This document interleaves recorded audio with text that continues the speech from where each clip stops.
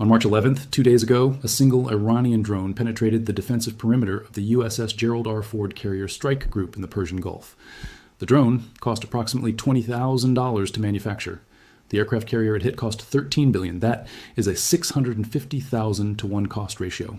The drone flew 15 meters above the water surface, below the detection threshold of the carrier group's Aegis radar systems. It covered 47 nautical miles in 14 minutes. It struck the flight deck at a fuel transfer station where JP-5 jet fuel was being pumped from storage tanks to refueling stations. The impact ignited a fuel fire that spread to adjacent compartments within minutes. By the time damage control teams contained the blaze, over 400 sailors had been evacuated from affected sections. Flight operations were suspended, and the Ford, America's newest and most advanced aircraft carrier, was ordered to withdraw over 200 nautical miles from the Iranian coast. This is the first time a U.S. aircraft carrier has been forced to retreat from a combat theater due to enemy fire since the Vietnam War. Over the next few minutes, I'm going to show you exactly how a $20,000 drone defeated $4 billion worth of defensive systems, and why the Aegis radar network cannot track sea-skimming threats, and what it means when the most expensive military asset in human history gets disabled by a weapon that costs less than a used Toyota. Quick, before we continue, thanks a lot for tuning in. Your support is what keeps the show going, and I appreciate you watching. Please make sure you're subscribed and like the video so more people get to see this. Now, let's get to it. We are now at day 14 of this war. Iran has launched over 600 ballistic missiles and 25 to 100 drones since February 28th. The USS Ford carrier strike group was positioned in the Persian Gulf to project American power and provide air support for strikes against Iranian military targets. The Ford is the lead ship of the Ford-class carriers, the most technologically advanced warships ever built. Commissioned in 2017, it cost $13 billion to construct. The carrier is designed to operate for 50 years without refueling its nuclear reactors. It can launch and recover aircraft faster than any previous carrier design, and it is protected by multiple layers of defensive systems that are supposed to make it nearly invulnerable to air and missile threats. Most people think aircraft carriers are protected by impenetrable defensive bubbles that nothing can penetrate. In reality, those defensive systems have a fatal vulnerability that Iran just exploited. They cannot reliably track small, low-flying targets moving at slow speeds close to the water surface. Here is what happened on March 11th, according to U.S. Naval Forces Central Command preliminary reports. At approximately 4:47 a.m. local time, Iranian forces launched a Shahed-136 loitering munition from a coastal facility near Bushehr, roughly 150 kilometers from the Ford's operating position. The Shahed-136 is a delta-wing suicide drone with a wingspan of 2.5 meters and a total weight of approximately 200 kilograms, including a 40-kilogram high-explosive warhead. The drone is powered by a small piston engine that gives it a maximum speed of about 185 kilometers per hour and an endurance of roughly 2 to 3 hours. It costs between $20,000 and $30,000 to produce. The drone flew a programmed route using GPS navigation. It descended to 15 meters above the water surface once it cleared Iranian territorial waters. That altitude is critical. Sea-skimming flight profiles exploit sea clutter, which is radar noise generated by waves, spray, and surface turbulence. Modern naval radars struggle to distinguish small, slow-moving targets from sea clutter when those targets are flying below 20 meters altitude. The Aegis system aboard the carrier group's Arleigh Burke-class destroyers is optimized to track high-speed missiles at medium to high altitudes. It can detect a ballistic missile launching 1,000 kilometers away. But it cannot reliably track a drone moving at 185 km/h, flying 15 meters above the waves. The drone approached the carrier strike group from the northeast. At 14 minutes into the flight, it penetrated the outer defensive perimeter. No engagement order was issued because the radar operators did not have a clear track. At approximately 5:01 a.m., the drone climbed to 50 meters altitude to acquire its target visually using an onboard camera. That altitude gain made it briefly visible to radar systems, but by the time fire control solutions were being calculated, the drone had already begun its terminal dive. The Shahed-136 struck the flight deck on the starboard side near Elevator 3. The impact point was directly adjacent to a fuel transfer station, where JP-5 jet fuel was being pumped from below-deck storage tanks. The 40-kilogram warhead detonated on impact. The explosion ruptured fuel lines and ignited a fire that spread rapidly along fuel-soaked deck surfaces. Damage control teams responded within 90 seconds. Automated fire suppression systems activated. But the fire had already spread to fuel pumping equipment and was threatening refueling stations containing thousands of gallons of highly flammable aviation fuel. The decision was made to evacuate all personnel from affected sections and flood the compartments with fire suppressant foam. By 5:47 a.m., the fire was contained, but the damage assessment revealed structural damage to the flight deck, destroyed fuel transfer equipment, and compromised compartments where fuel storage tanks are located. The Ford's air wing cannot conduct flight operations without functioning fuel transfer systems. The ship was ordered to withdraw, while repair teams assessed whether temporary fixes could restore minimal operational capacity. Now we need to talk about the cost structure that makes this attack strategically devastating, because the numbers reveal a fundamental problem with how America projects military power in this region. The USS Gerald R. Ford cost $13 billion to build. That does not include the aircraft it carries. An FA-18 Super Hornet costs approximately $70 million per unit. The Ford's air wing includes roughly 75 aircraft. That is another $5 billion in aircraft alone. Add the destroyers, cruisers, and supply ships that make up the carrier strike group, and the total value of assets in the immediate area exceeds $25 billion. The Shahed-136 drone that hit the ship cost $20,000 to $30,000 to manufacture. Iran produces these drones domestically using commercially available components. The engine is a modified industrial motor. The GPS guidance uses off-the-shelf civilian navigation chips. The warhead is basic, high explosive. There is nothing sophisticated about this weapon. It is cheap, mass-produced, and effective. The repair costs for the Ford are estimated at $800 million to $1.2 billion, depending on the extent of structural damage. Repair time is estimated at 3 to 6 months if the ship is brought to a naval shipyard. If temporary repairs are attempted at sea, the Ford will operate at reduced capacity for weeks or months. Here's the math that exposes the strategic problem. Iran spent $20,000 to inflict between $800 million and $1.2 billion in damage, and force the withdrawal of a $13 billion strategic asset. That is a 40,000 to 1 return on investment at minimum. And the strategic cost is even higher because the Ford's withdrawal removes American air power from the immediate combat theater. And here's the detail that makes this worse. Iran did not launch one drone. Iran launched dozens.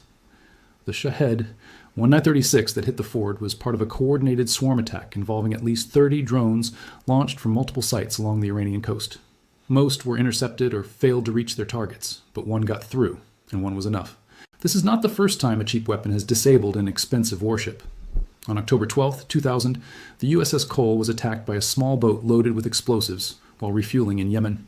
The attack killed 17 American sailors and caused $250 million in damage. The boat cost less than $10,000. But the attack on the Ford is different. It happened in open water during active combat operations, not in port during a refueling stop. The defensive systems that are supposed to protect the carrier failed in exactly the scenario they were designed for. The Aegis combat system is the most advanced naval air defense network in the world. It integrates radar, fire control computers, and missile launchers to detect, track, and engage airborne threats. Aegis can track over 100 targets simultaneously. The system costs approximately $4 billion per carrier strike group. But Aegis has a known vulnerability. It struggles with low altitude, slow-moving targets, and high clutter environments. Sea-skimming anti-ship missiles have been a recognized threat since the 1980s.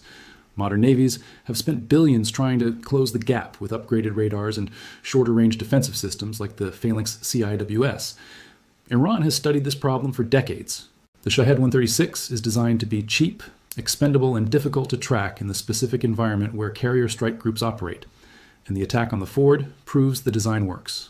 Most people think the strategic purpose of aircraft carriers is to win battles. That is partially true. But the deeper purpose is deterrence. A carrier strike group is a political statement.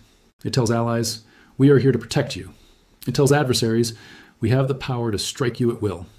When a carrier strike group is forced to retreat because a $20,000 drone set its flagship on fire, that political message collapses. Allies start questioning whether American protection is reliable. Adversaries start calculating that carriers are vulnerable and can be neutralized with cheap, mass-produced weapons. Here's the broader context that makes the Ford's withdrawal strategically catastrophic. The United States operates 11 aircraft carriers, but only 3 to 4 carriers are typically deployed at any given time. The rest are in maintenance, training cycles, or reserve. Losing one deployed carrier, even temporarily, represents a 25% to 33% reduction in forward naval air power. The Ford was conducting strike operations against Iranian military targets. With the Ford withdrawn, those sorties cannot be flown. The U.S. Air Force can partially compensate using land-based aircraft flying from bases in Qatar, the UAE, and Iraq. But land-based aircraft have longer response times and cannot provide the same persistent presence as a carrier air wing operating offshore. And here is where the strategic problem compounds. Iran knows the Ford is vulnerable. Iran knows that swarm attacks using cheap drones can overwhelm carrier defenses, and Iran has the industrial capacity to produce hundreds or thousands of Shahed-136 drones. If Iran launches 100 drones at the ford simultaneously, maybe 90 get intercepted, but 10 get through. And if 10 drones hit the carrier, the damage is catastrophic. The U.S. Navy is now facing an impossible choice: keep the ford in the combat zone and risk additional attacks that could cause casualties, or sink the ship. Or withdraw the ford to a safe distance and concede that Iran controls the waters close to its coast. The Navy chose withdrawal. That is the first time in modern naval history that an American carrier has been forced to retreat from a combat theater due to enemy fire. On March 12th, President Trump was asked about the ford. He said, "We're looking into it. It's a very serious situation. I want to know how a $13 billion ship gets hit by a drone. Who is responsible?" He did not mention the cost of the drone. He did not explain the vulnerability. He framed it as a failure that needs accountability. The Pentagon released a statement confirming the attack and stating that damage assessments are ongoing. The statement emphasized that no sailors were killed. It did not mention that 400+ sailors were evacuated. It did not mention the fuel fire, and it did not mention that the carrier has withdrawn from its operating position. Defense Secretary Pete Hegseth told reporters that the incident demonstrates the evolving threat environment and that the Navy is reviewing defensive protocols. That is Pentagon language for, "We do not have a solution to this problem." The U.S. Navy has known about the sea-skimming drone threat for years. War games and simulations have shown that carriers are vulnerable to swarm attacks. But the Navy continued building $13 billion carriers because carriers are politically popular, create jobs, and the Pentagon's budget structure incentivizes expensive platforms over cheaper, distributed systems. Iran just proved that the threat is real, the vulnerability is exploitable, and the cost asymmetry makes this a sustainable strategy. Iran can produce Shahed-136 drones faster than the U.S. can build interceptor missiles to shoot them down. And every time Iran forces a carrier to withdraw, it proves American naval power is not invincible. One drone, $20,000, 14 minutes of flight time, direct hit on the fuel transfer station, fire contained after 60 minutes, 400+ sailors evacuated, flight operation suspended, carrier withdrawing 200+ nautical miles, repair costs $800 million to $1.2 billion. Repair time, 3 to 6 months. Strategic asset removed from combat theater. That is the reality of modern naval warfare. The most expensive warship in human history can be disabled by a weapon that costs less than most people's annual car payment. And the defensive systems that are supposed to protect that ship cannot stop threats that fly 15 meters above the water at 185 kilometers per hour. Share this to every person who thinks aircraft carriers make America invincible.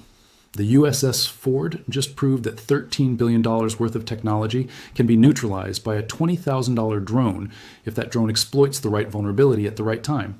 And if Iran launches 100 drones in the next swarm attack, maybe 10 get through. That is not a carrier limping back to port for repairs. That is a carrier sinking with 5,000 sailors aboard. The Navy knows this, Iran knows this, and that is why the Ford is retreating instead of advancing. Thanks a lot for watching. I really appreciate your support. Join the discussion in the comments below. Let me know your thoughts. Are aircraft carriers obsolete? Can the Navy solve the swarm attack problem? Let me know. Please subscribe and like the video if you want to stay updated. And click the video on the screen to see another. I'll see you soon.